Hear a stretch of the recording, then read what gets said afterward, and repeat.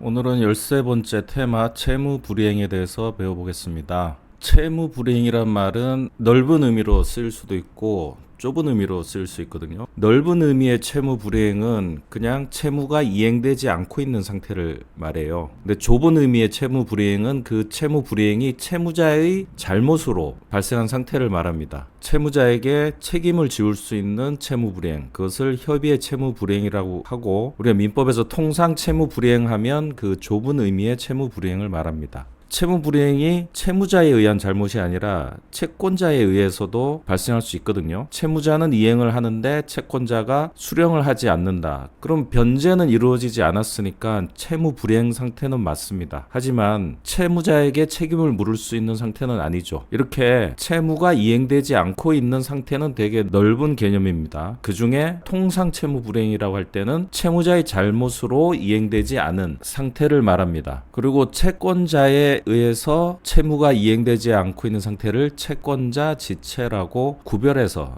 말을 하게 됩니다. 여기 써 있는 내용이 그런 내용들입니다. 자, 이 아래에서 채무 불이행하면 협의의 채무 불이행을 말합니다. 그래서 여기 요건이라 되어 있는 부분도 협의의 채무 불이행에 대한 요건이 되겠습니다. 주관적 요건, 고의가실, 귀책사유라고 하거든요. 이행지체, 이행불능, 모든 채무불이행에 요구됩니다. 여기서 채무불이행은 빼셔도 상관없습니다. 요구되고 그 내용이 좀 넓은 것으로 되어 있습니다. 이행보조자라는 개념이 있거든요. 이제 법정 대리인이 이행하거나 채무자가 타인을 사용해서 이행하는 경우, 이것을 이행보조자라고 합니다. 이행을 돕는 사람. 이때는 이행을 보조하는 사람의 고의나 과실은 채무자의 고의나 과실로 봅니다. 여기서 채무 불이행의 주관적 요건인 고의가실은 좀 범위가 넓구나, 이렇게 해석하는구나, 이렇게 하고 넘어가시면 됩니다. 고의가실이 없다는 사실은 채무자가 입증해야 된다. 채무 불이행이 있으면 일단 고의가실이 있다고 추정을 한다는 거죠. 그래서 사실상 이 주관적 요건, 이 고의가실은 채무 불이행 때 일단은 인정하고 들어갑니다. 그래서 불이행이 있는 경우 채무자가 스스로 나는 고의가실이 없어라고 하면서 빠져나와야 돼요. 그래서 현실적으로 이 고의가실이 실무상 문제되는 경우는 별로 없어요. 요 뒤에 문장이 의미심장한데 불법 행위에서는 손해배상 청구권이 피해자에게 생기죠. 그래서 피해자가 채권자가 됩니다. 이 채권자가 가해자, 채무자의 불법 행위를 증명해야만 손해배상 청구권이 생기는데, 그때 이 불법 행위도 요건이 고의가실이 있어야 돼요. 그런데 이때 고의가실은 피해자가 입증하게 돼 있습니다. 즉 채권자가 입증하게 돼 있습니다. 그래서 채무 불이행에서 고의가실은 채무자가 난 고의나 과실 없어 라고 증명해야 되지만, 불법 행위에서는 채권자가 너 고의과실 있어 라고 해야 되기 때문에 권리를 주장하는 쪽의 부담이 이 불법 행위가 훨씬 크죠. 그래서 계약법에서도 나오는데, 계약 책임과 불법 행위 책임이 경합할 때는 계약 책임 쪽으로 가는 게 채권자에게 유리합니다. 입증 책임, 증명 책임이 없다는 게 실무상으로는 엄청 중요하거든요. 채무자의 고의과실은 일단 추정되기 때문에 채무자가 그걸 벗으려면 스스로 입증해야 된다. 이 객관적 요건도 마찬가지예요. 위법성, 채무 불이행의 위법성이 있어야 채무자한테 책임을 지우거든요. 그런데 의무 위반 자체가 위법한 상태이기 때문에 채무자가 이 위법성을 벗어야 돼요. 채무 불이행 상태가 위법하지 않다라는 사유, 그것을 위법성 정당화 사유 또는 위법성 조각 사유라고 합니다. 예를 들어서 유치권, 항변권, 변제유예, 긴급피난, 불가항력, 이런 사유가 있어서 나의 채무 불이행은 위법하지 않아 라고 빠져나와야 돼요. 그래서 이 위법성도 이렇게 항변할 수 있는 권리가 없는 이상은 특별히 문제되지 않습니다. 따라서 채무 불이행의 이런 요건들은 딱히 항변할 수 있는 다른 권리가 있지 않는 한 문제되진 않습니다. 이행지체, 이행불능. 채무불이행의 종류는 두 가지다 보시면 돼요. 통상 채무불이행하면 세 가지를 예를 듭니다. 이행지체, 이행불능, 그 다음에 불완전이행. 그런데 불완전이행은 여기서 뺐어요. 학문적으로는 굉장히 깊이 있는 내용입니다. 이행은 했는데 불완전한 상태. 그러면 이행은 했는데 불완전하다는 게 무슨 의미인가? 그게 이행이냐 불이행이냐, 여기부터 해서 굉장히 심도 있는 논의가 필요해요. 근데 우리는 지금 자격증 공부를 하고 있죠. 지식적인 호기심을 충족하는 게 목적이 아니죠. 그래서 불완전 이행은 뺐습니다. 불완전 이행 상태가 완전 이행이 가능하면 이행지체처럼 처리하고, 완전 이행이 불가능하면 이행불능처럼 처리하면 돼요. 자, 채무 불이행 중 이행 지체의 효과. 자, 지연 배상, 거절 전부 배상, 해제 전부 배상. 요 세 가지는 다 뭐냐면 손해배상입니다. 그다음에 계약의 경우에는 해제. 그다음에 채무 불이행 상태에서는 책임 가중이 됩니다. 자, 이행 불능에서도 여기가 손해배상, 그다음에 해제, 그다음에 대상 청구권이라는 쟁점이 있습니다.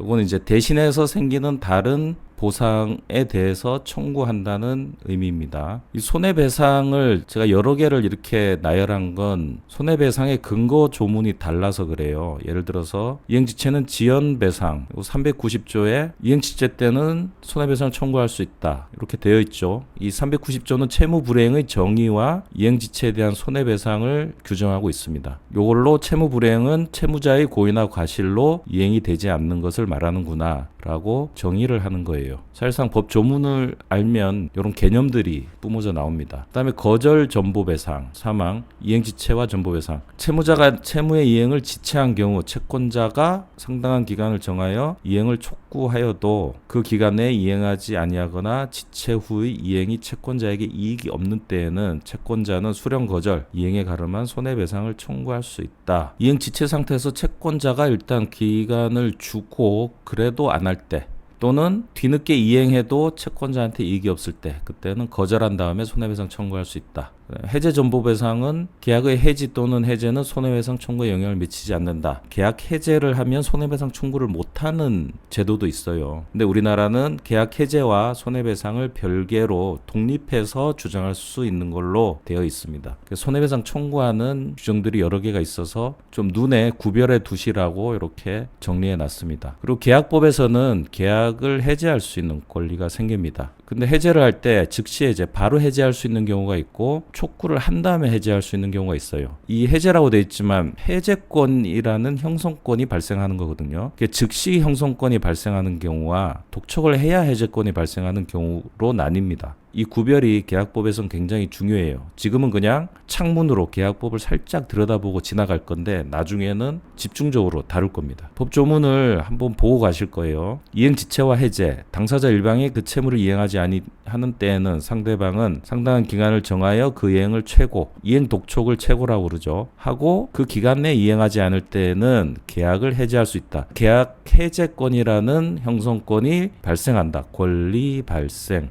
이 형성권 발생하는 건 굉장히 중요하죠. 형성권은 법에 의해서 생기는데 일단 이 생긴 형성권은 폭탄과 같은 겁니다. 확 던져버리면 터져버리죠. 상대방의 동의나 허락이 필요 없습니다. 일방적인 의사표시로 법률 효과를 내는 권리가 형성권이고 그 형성권 중에 취소권을 보셨고 여기서 계약법에서 해제권을 보게 되실 텐데 오늘 일단 채무불이행에서 한번 보고 가시는 거예요. 그러면 이행지체에서는 일단 상당한 기간을 정해서 독촉 촉구를 하고 그 기간이 지나는 순간 해제권이 생기는구나. 요걸 일단 알아두시고, 그러나 채무자가 미리 이행하지 아니할 의사를 표시한 경우, 나 안 할래, 이행 거절을 할 때, 그때는 굳이 독촉이란 절차를 거칠 필요가 없죠. 이미 안 하겠다고 했으니까. 그러면 이때는 독촉하지 않더라도 해제권이라는 형성권이 생기는 거예요. 채무자의 이행 거절 때는 즉시 해제권이 생기는구나. 자, 정기행위와 해제. 정기행위라는 건 뭐냐면 딱 그 기간 안에 할 때만 의미 있는 거.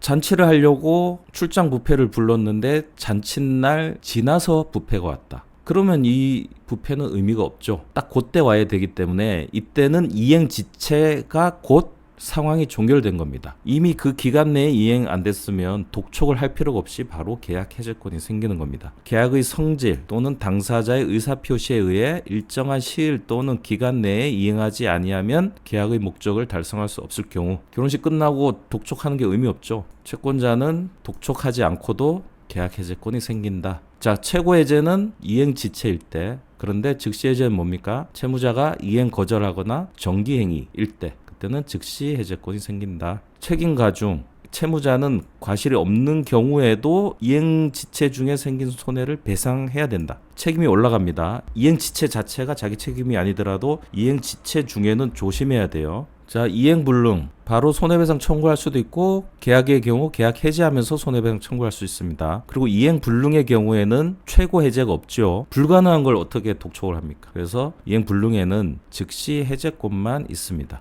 여기 각 주에 즉시 해제에 대한 조문을 545조로 해놨는데 제가 545조가 너무 중요하다 보니까 한 번 더 넣게 됐어요. 자, 요 조문을 좀 바꿔주세요. 546조입니다. 채무자의 책임 있는 사유로 이행이 불가능하게 된 때에는 채권자는 계약을 해지할 수 있다. 예, 요 조문으로 바꿔주시면 되겠습니다. 대상 청구권은 나중에 따로 보겠습니다. 채무 불이행 중 첫 번째 이행 지체입니다. 자, 의 보셨고요. 채무자에 의한 채권 침해다. 자, 이행지체 요건, 일단 이행기가 도래해야 됩니다. 채무자는 기한이 도래한 때부터 지체 책임이 있다. 기한 도래. 기한은 보셨죠? 조건과 기한에서 법률행위 부관, 장래의 확실한 사실에 법률 효력을 의존케 하는 것, 그것을 기한이라고 하죠. 그런데 이 기한이 도래했냐 안 했냐는 그렇게 만만한 문제가 아니에요. 확정 기한부는 기한이 확정돼 있으니까 좀 쉬울 수 있어요. 몇 년, 몇 월, 며칠 이렇게 정하니까. 그래서 기한이 닥쳐온 때, 요때 다음 날부터 지체 책임이 있죠. 그날까지는 이행하면 되니까. 근데 뭐가 있냐면 기한이 확정되지 않은 경우, 불확정 기한, 그리고 기한이 아예 없는 경우, 기한을 정하지 않는 채무를 말합니다. 요 경우에는 언제부터 채무자에게 이행지체 책임을 물을지 되게 애매하게 됩니다. 왜냐하면 이행지체로 채무 불이행 책임을 지우려면 채무자에게 고의가실이 있어야 되거든요. 그 고의가실이 있다는 전제가 이행기가 왔음에도 고의적으로 또는 잘못해서 이행하지 않았어야 책임을 물을 수가 있잖아요. 그래서 이 채무의 기한에 따라 이행지체 책임을 묻는 게 그렇게 쉽지 않을 수가 있어요. 그래서 그 내용을 이제 살펴보는 겁니다. 네, 확정기한부는 그 기한이 닥쳐오면 그 다음날부터 지체 책임을 집니다. 그런데 기한만 닥쳐올 게 아니라 추가적인 변수가 있는 게 있어요. 그 예외를 이렇게 정리해 놨는데, 증권적 채권, 일반 지명 채권이 아니라 증권화된 채권, 무기명 채권 같은 경우, 그때는 증서 제시 후 청구해야 지체가 됩니다. 이행기가 왔다 해서 바로 지체 책임이 아니라 이행기 온 다음에 이거 들고 가서 요거대로 돈 주세요. 그 채권에 들어있는 채무 이행을 촉구해야 그때부터 이행지체 책임이 됩니다. 추심 채무든 채권자 협력이 필요한 경우에는 채권자가 먼저 제공하고 채고를 해야 합니다. 추심 채무라는 건 채권자를 대신해서 채권 행사를 하는 경우를 말해요. 그러한 추심을 하려면 채권자가 먼저 어떤 반대급부 이행을 해야 될 수도 있어요. 근데 일 시켜놓고 자기 할 건 안 하고 네가 알아서 해. 이러면 채무 불이행이 안 된다는 의미입니다. 3번이 중요하죠. 동시행 항변권. 이 동시행 항변권 자체가 채권자의 채권을 거절할 수 있는 권리죠. 쌍무계약에서 내가 이행할 의무도 있지만 동시에 상대방도 이행할 의무가 있는 거예요. 서로 교차되는 겁니다. 부동산 매매 계약을 예를 들면 한쪽은 부동산 소유권을 이전해야 되고 한쪽은 금전 채무를 이행해야 됩니다. 이게 서로 이제 교차하죠. 그런데 네 거 먼저 이행해. 이런 경우 아니야 너도 네 거 이행해. 요럴 수 있는 상태가 동시행 상태입니다. 이때는 내가 먼저 이행하지 않더라도 이행지체 책임을 지지 않습니다. 이게 동시행 항변권의 대표적인 효과입니다. 그래서 동시행 관계에서 상대방을 이행지체에 빠뜨리려면 내 채무부터 이행하고 최고를 해야 됩니다. 불확정 기한부. 기한은 기한인데 언제 올지 모르는 기한. 이거 조건에서 비교를 한번 했었죠. 조건은 올지 안 올지가 불확실한 경우를 말합니다. 조건은. 근데 기한은 반드시 옵니다. 근데 불확정 기한은 그 반드시 오는 게 언젠지 모르는 걸 말해요. 조건하고 근본적으로 다릅니다. 그러면 불확정 기한부는 언제 올지 모르는데 무조건 채무자한테 책임져라. 이렇게 할 수가 없죠. 채무자에게 고의가실에 의한 이행지체 책임을 묻기 위해서는 채무자가 기한이 왔다는 걸 알고도 이행 안 했어야 되죠. 도래를 안 때. 또는 최고를 받은 때. 너 이행기 됐으니까 너 이행해. 그때 채무자가 알게 되잖아요. 그래서 불확정 기한부는 채무자가 안 때 또는 최고를 받은 때부터 지체 책임을 집니다. 그 다음에 기한이 없는 채무. 돈 빌려주면서 나중에 갚아 이러면 기한이 있어요 없어요? 갚긴 갚아야 되는데 그 갚는 날을 정하지 않았죠. 그것을 기한이 없는 채무라고 합니다. 이때는 독촉을 받으면 그날 안으로 갚으면 이행지체를 면하고 그날을 넘기면 지체 책임을 집니다. 요 예들은 민법을 한 바퀴 돌고 와서 다시 한번 곱씹어 보시면 되겠습니다. 자, 여기에도 예외가 있는데 특히 실무상 중요한 게 요 1번이에요. 반환 시기 약정 없는 소비 대차상의 반환 채무. 왜 이게 중요하냐면 이 소비 대차의 대표적인 게 돈 빌려주고 갚는 거예요. 소비 대차라는 것은 빌려준 물건을 사용하고 동종 동질의 물건으로 갚는 걸 말합니다. 뭐 쌀을 예로 들지만 현대 사회에서는 돈이 가장 대표적인 소비 대차의 객체예요. 돈을 빌려주면 내가 빌려준 그 동전이나 지폐를 갚는 게 아니라 같은 금액을 갚게 되죠. 빌린 건 쓰고 소비 같은 액수를 갚죠. 예, 대차. 요때는 최고 받은 그날이 아니라 상당한 기간을 정해서 최고를 해야 됩니다. 그 기간 내 이행하지 않으면 그때 이행지체 책임을 져요. 그 위에하고 다르죠. 상당한 기간을 정한다는 게. 그래서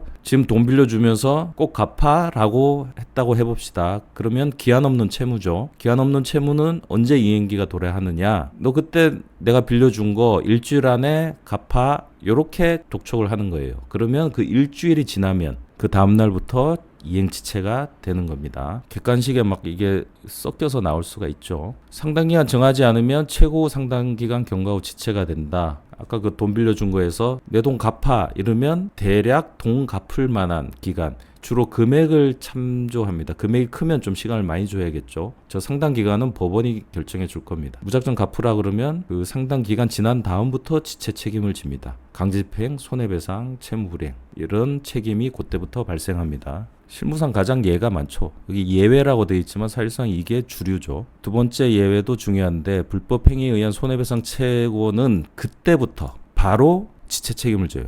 변제기가 그날이에요. 교통사고가 나잖아요. 그럼 손해가 발생하죠. 그러면 그 교통사고 난 그 순간부터 이행기가 바로 도래한 겁니다. 그래서 실무상 불법행위에 의한 손해배상 청구할 때는 그 불법행위 시, 교통사고일 때는 그 교통사고 시, 그때부터 바로 지연이자를 가산합니다. 채권자 취소 소송에서 가액배상금 지급 의무는 판결 확정 다음날부터 지체 책임을 진다. 이 채권자 취소는 소송으로 권리 행사를 해야 되기 때문에 이런 특수한 지체 책임이 있습니다. 자, 기한 이익을 상실한 채무. 기한 이익도 우리 조건과 기한에서 배웠죠. 그때 기억나실지 모르겠는데 기한 이익은 이런 경우에 상실이 됩니다. 기한 이익은 주로 채무자의 이익을 위해서 존재합니다. 돈을 빌린 상태에서 언제까지 갚으라. 그러면 그 기한까지는 갚지 않아도 되는 요 상태, 요게 기한의 이익입니다. 그런데 담보를 손상, 감소, 멸실하게 한 때 또는 담보 제공 의무를 이행하지 않을 때 이럴 때는 그 기한을 주는 게 의미가 없죠. 신뢰가 깨졌기 때문에 요때는 기한 이익이 상실되고 즉시 변제해야 되는 상황이 발생하는 겁니다. 그러면 기한 이익이 상실되면 즉시 이행지체가 되느냐? 이행기가 땡겨졌기 때문에 바로 이행지체가 되느냐? 꼭 그렇지는 않다. 기한이익 상실 특약은 두 가지가 있어요. 정지조건부 기한이익 상실 특약과 해제조건부 기한이익 상실 특약이 있습니다. 통상은 이 해제조건부 기한이익 상실 특약이에요. 뭐냐면 기한이익 상실 사유가 있으면 채권자에게 선택권을 줍니다. 기한이익 상실을 고지하고 즉시 이행 청구를 할지 아니면 그냥 두고 이자를 계속 발생시키게 할지 선택할 수 있어요. 그러니까 해제조건부 기한이익 상실 특약을 한다는 건 채권자로 하여금 그 기한이익 상실을 주장할 권리를 준다는 겁니다. 그래서 즉시 이행 청구를 하거나 아니면 기한까지 두고 이자 청구를 하느냐 이 선택권을 주는 게 해제조건부 기한이익 상실 특약이 되겠습니다. 반면 정지조건부 기한이익 상실 특약은 그냥 그 조건이 되면 바로 기한이익이 없는 걸로 간주해 버리는 걸 말합니다. 통상 실무에서는 해제조건부 기한이익 상실이 주류예요. 그래서 어느 것으로 합의하는지 모를 경우는 후자로 추정하는 게 판례예요. 해제조건부 기한이익 상실 채권자에게 선택권을 주는 겁니다. 따라서 해제조건부 기한이익 상실 특약은 채권자가 이행 청구를 하면 그때 지체에 빠지게 되는 겁니다. 근데 정지조건부는 채권자의 선택이 개입되지 않고 그 조건이 성취되면 바로 기한이익 상실의 효력이 발생해 버리는 걸 말합니다. 그렇기 때문에 이 경우에는 즉시 지체에 빠집니다. 자, 이행지체 첫 번째 요건으로 이행기 도래를 받습니다. 그 다음에 이행이 가능해야겠죠. 이행 가능하지 않으면 이행 불능이 돼버리니까 이행지체는 이행이 가능해야만 성립합니다. 자, 이행불능 의의는 보시면 되고 요건 후발적 불능 채권 성립 후에 발생한 불능을 말합니다. 채권이 요때 생기고 변제기를 향해서 채권이 가고 변제가 되면 이 채권은 소멸을 하게 되죠. 채권이 성립한 후 요때 목적물이 불타 없어지거나 어떤 이유로 불능하게 된 경우 요때가 후발적 불능이라고 합니다. 이 후발적 원시적의 기준은 이 법률행위 시가 되겠습니다. 요때 이미 불능 사유가 있다. 이때는 채권 불성립 또는 계약에서는 담보 책임 문제로 해결하기도 합니다.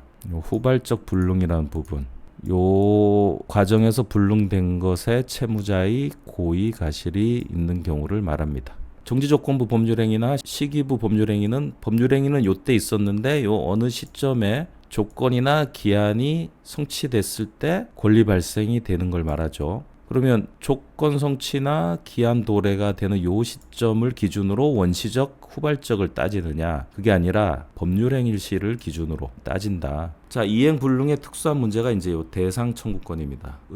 이행불능과 동일한 원인으로 채무자가 이행의 목적물의 대상이 되는 이익을 취득하는 경우 대신 온 것, 이를 청구하는 권리. 원래 채무가 아니라 변경된 채무에 대해서 기존의 권리가 옮겨 탄다. 불능이 됐어요. 불능이 됐는데 불능되고 대신 나타난 게 이렇게 있어요. 그러면 불능이 됐으면 그 기존의 채무는 소멸해야 원칙이죠. 소멸해야 원칙인데 이 변경된 채무에 채권자의 권리가 옮겨 타는 거. 원래 이 없어진 데 있었던 채권자의 권리가 바뀐 대상으로 옮겨 타는 거.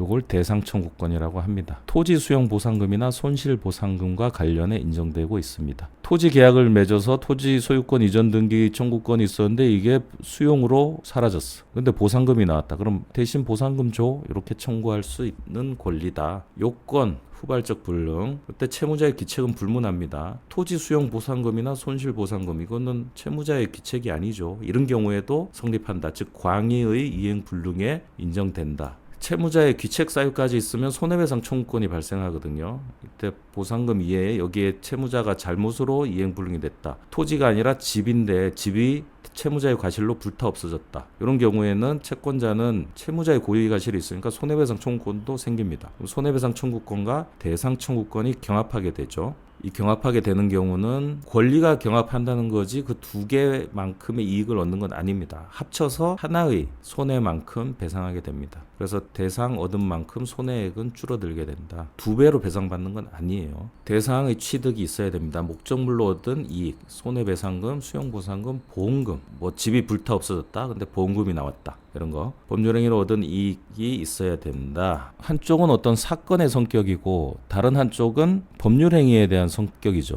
근데 요 밑에 문장은 뭐냐면 이 한쪽이 사건이 아니라 이 한쪽이 법률행위로 인한 경우에도 인정되느냐. 근데 법원은 협의취득에 의한 보상금도 인정하고 있다. 이 협의취득이라는 건 강제취득하고 달리 계약의 성격입니다. 요때도 법원은 인정하고 있구나. 대상 청구권이 인정된다. 대상의 증명은 채권자가 해야 된다. 권리 주장하는 쪽에서 권리 내용을 증명하는 게 원칙입니다. 인과관계. 이 땅이 수용되는데 계약된 땅 말고 다른 땅에 보상금 나왔던데 그거 줘. 당연히 안 되겠죠. 객체의 동일성. 이거 조심하셔야 되는데 여기 예를 먼저 봅시다. 내가 땅을 사는 게 아니라 그 땅을 빌리는 계약을 맺었어요. 그런데 이 땅이 수용됐다. 보상금이 나왔다. 그럼 이 땅 빌린 사람이 보상금을 달라 할 수 있느냐? 이건 안 되는 거예요. 또는 내가 집에 대해서 임대차 계약을 체결했는데 그 집이 불타 없어졌다. 근데 보험금이 나왔다. 내가 월세로 들어가려고 했는데 못 들어갔잖아요. 불이 나서. 그 보험금 나한테 줘. 안 되죠. 내가 그 집을 살려고 했거나 그 땅을 살려고 했으면 보상금을 내가 달라고 할 수 있는데 빌린 거는 사용권을 얻으려고 한 거기 때문에 그 사용권에 대한 손해배상만 받을 뿐이지 그 사용권 대신 그 목적물이 바뀐 돈, 보상금을 달라.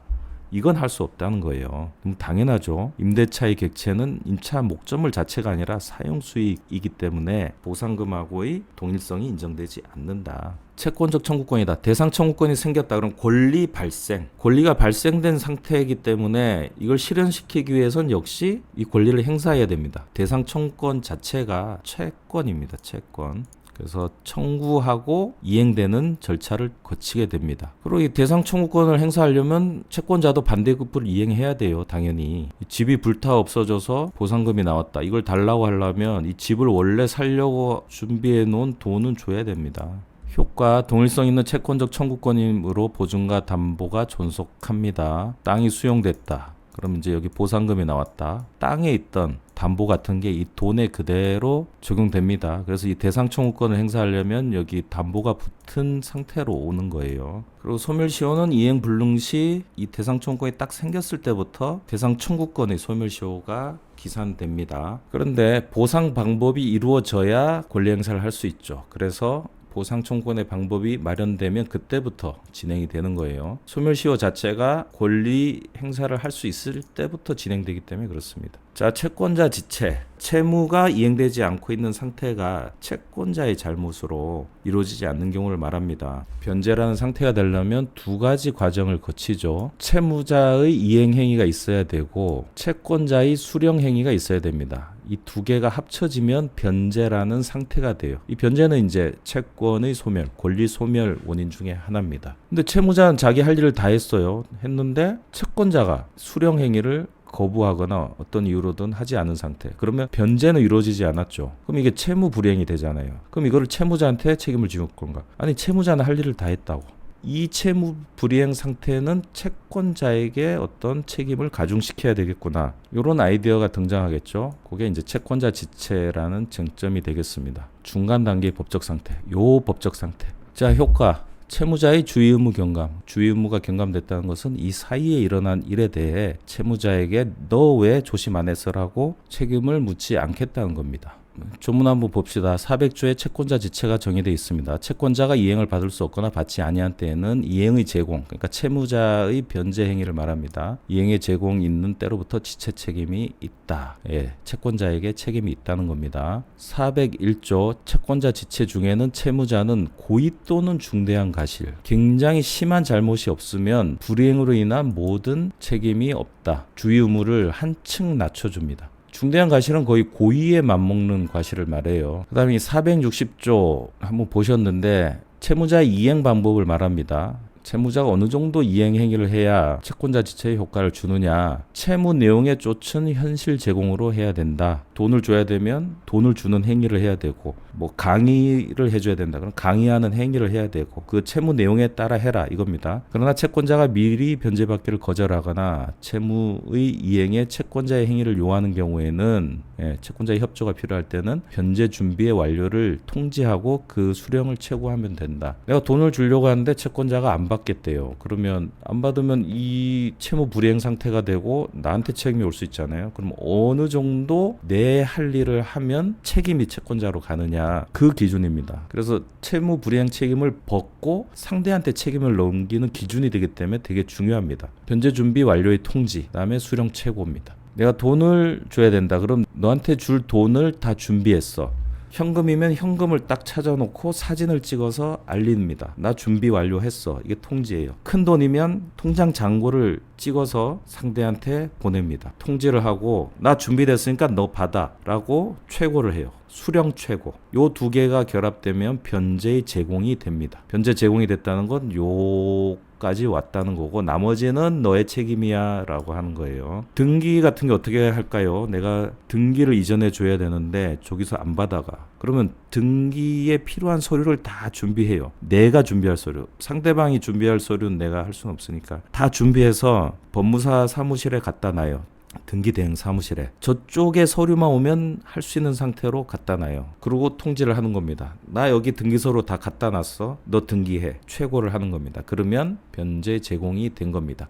그때부터 상대방이 자기의 이행을 하지 않으면 이행지체에 빠지는 거예요. 대표적인 변제 제공의 방법이 되겠습니다. 자, 효과가 더 있죠. 이자는 정지되고 비용이 증가되는 건 채권자가 부담하고 쌍무계약에서 위험이 이전된다. 법조문을 볼게요. 채권자 지체 중에는 이자 있는 채권도 채무자는 이자를 지급할 의무가 없다. 예. 채권자 지체로 인하여 그 목적물의 보관 또는 변제의 비용이 증가한 때는 그 증가액은 채권자의 부담으로 한다. 538조 쌍무계약의 당사자 일방의 채무가 채권자의 책임이 있는 사유로 이행할 수 없게 된 때에는 채무자는 상대의 이행을 청구할 수 있다. 나는 할 거 다 했으니까 네 거 줘. 채권자의 수령 지체 중에 당사자 쌍방의 책임 없는 사유로 이행할 수 없게 된 때에도 같다. 채권자 수령 지체 중에 이때 이행불능 자체의 양쪽 책임이 없더라도 이 이행불능으로 인한 위험은 채권자한테 떠안으라는 거죠. 채무자는 네 건 나한테 이행해 라고 청구할 수 있는 겁니다. 그러니까 채권자가 아니 나 잘못 없는데 이랬을 때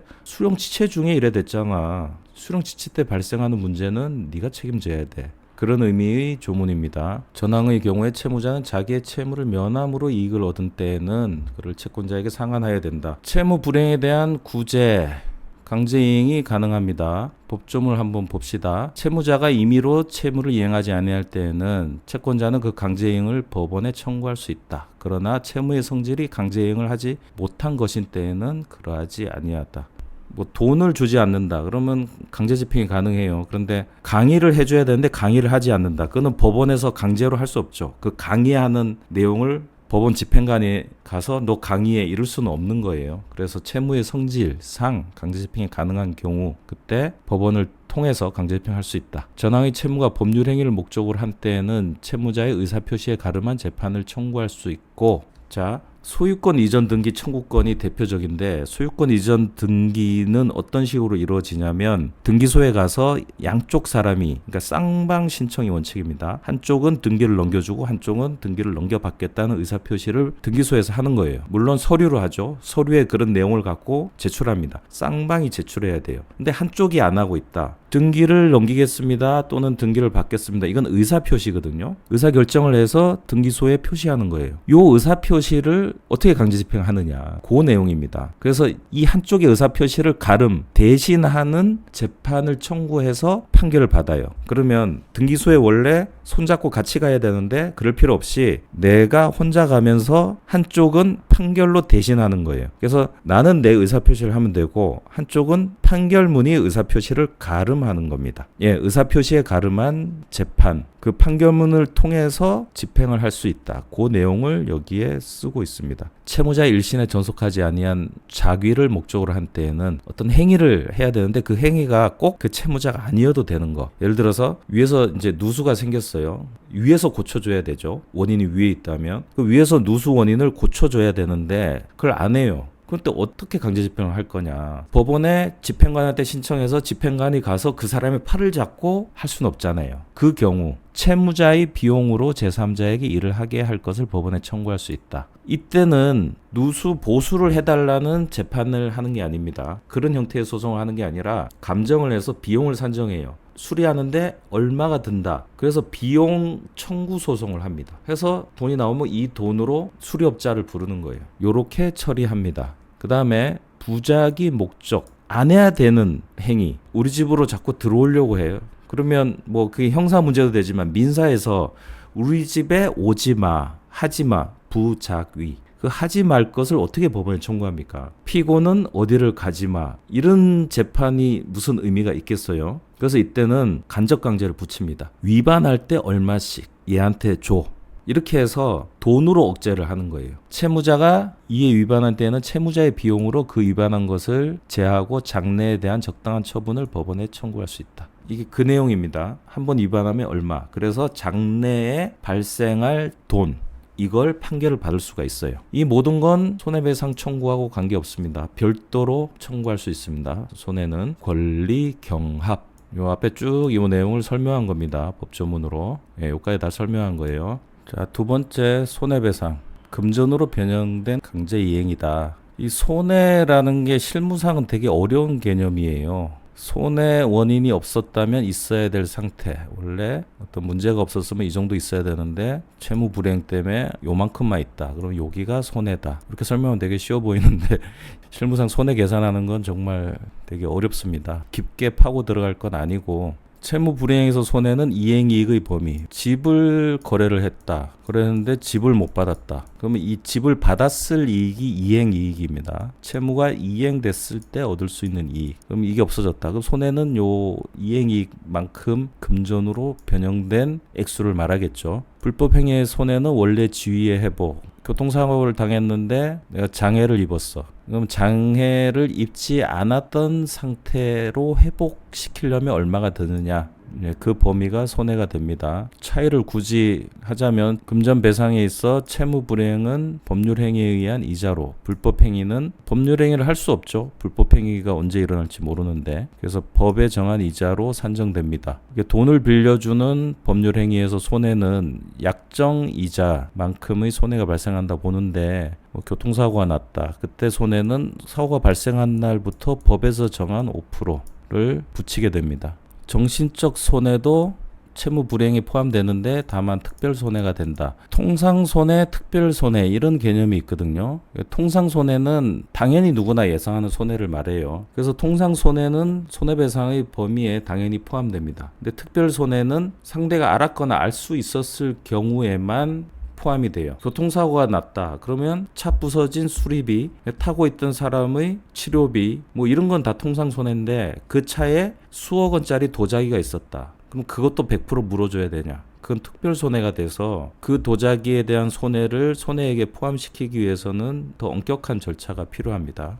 그런 걸 특별 손해라고 해요. 적극적 손해는 이행이익의 손해, 소극적 손해는 장래이익이 방해받은 손해다. 이행이 되지 않아서 또는 지위 회복을 하기 위해서 들어간 돈, 이런 거는 적극 손해예요. 근데 내가 교통사고를 당했다. 그래서 치료하는 동안 앞으로 벌지 못하는 돈, 즉 들어와야 되는데 들어오지 못하는 돈, 요거를 소극적 손해라고 합니다. 그래서 손해배상 청구할 때는 적극손해, 소극손해, 위자료 이렇게 세 개를 청구하고 이게 손해 3분설이라고 합니다. 손해 3분설은 제가 별도로 다룬 영상이 있으니까 참조하시면 되겠습니다. 손해배상 청구권은 본래 채권의 확장 변경이므로 원래 채권하고 동일성을 가집니다. 집을 이전해야 되는 채무가 불이행으로 손해배상 청구권으로 변경됐다. 이 두 개는 같은 걸로 보는 거예요. 담보도 그대로 효력을 미치고 본 채권이 양도되면 손해배상 청구권도 양도됩니다. 손해의 범위, 통상손해, 특별손해 아까 말씀드렸죠. 불법 행위에서도 같이 쓰는 개념입니다. 금전 채무 불이행의 특칙 393조 채무 불이행으로 인한 손해는 통상의 손해를 한도로 한다. 일단 통상 손해만 범위에 들어오고 특별한 사정으로 인한 손해는 채무자가 알았거나 알 수 있었을 때에 한하여 배상 책임이 인정된다. 그래서 실무상 손해가 발생하면 통상 손해를 어디까지 잡을까가 굉장히 중요한 쟁점이 되기도 합니다. 금전 채무 불이행에 대한 특칙, 금전 채무 불이행의 손해배상은 법정 이율에 의한다. 그러나 약정 이율이 있으면 그 이율에 의한다. 이 손해배상에 관하여 채권자는 손해를 증명할 필요가 없고 돈의 채무 불이행이 발생하면 무조건 손해가 있다라고 봐버리는 겁니다. 채무자도 과실 없음을 항변하지 못한다. 금전 채무는 무과실 책임이다. 고의과실이 없이 이행하지 못했더라도 채무 불이행은 배상 책임이 있다. 금전 채무 불이행의 특칙입니다. 배상 방법은 금전 배상을 원칙으로 합니다. 자, 특수 문제.